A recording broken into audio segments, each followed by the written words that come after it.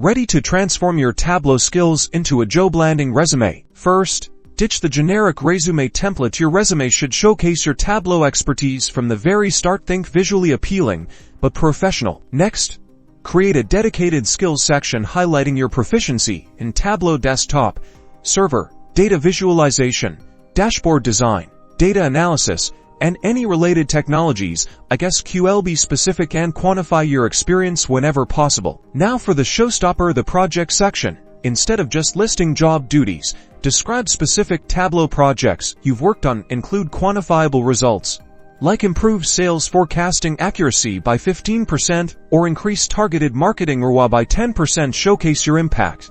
In your experience section, detail how you've used Tableau in previous roles. Emphasize the value you brought to the organization through data-driven insights. Finally, ensure your resume is well organized, easy to read, and free of errors. A polished and professional presentation is key to making a strong first impression. Good luck.